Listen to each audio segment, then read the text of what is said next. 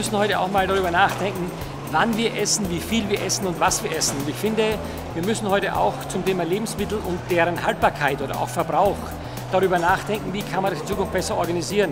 Menschen müssen sensibler gemacht werden, Menschen müssen informierter sein, auch manchmal zu begreifen, dass ein Joghurt, welcher noch einen Tag haltbar ist, möglicherweise noch 2 Tage länger haltbar sein kann und man dadurch nicht stirbt, wenn man diesen Joghurt isst.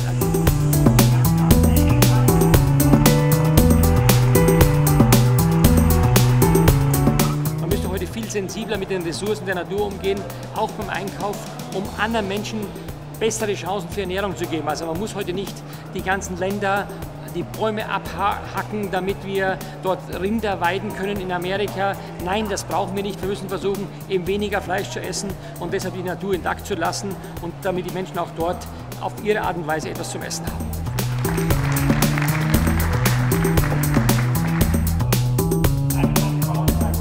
Ich meine, Landwirtschaft ist zunächst mal für uns, für die Ökologie, für den gesamten Kreislauf, allen voran für die Produktion von Lebensmitteln.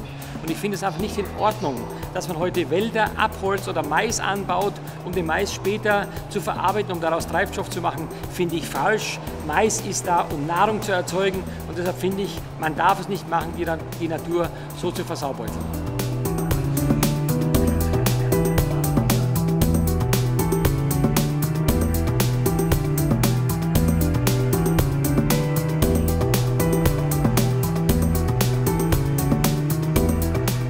Früher haben wir immer geguckt, was die anderen machen. Wir müssen zuerst auf uns gucken und dann müssen wir versuchen, das, was wir machen, auch zu teilen mit anderen. Aber möglicherweise immer das Beste von anderen zu lernen und daraus das noch Bessere zu machen. Ich glaube, das ist ein Fazit meiner Reise nach Korea und ich möchte ganz gerne auch mit vielen Anregungen nach Hause gehen und ich denke mit Sicherheit über vieles anders nach, als ich das vorher getan habe.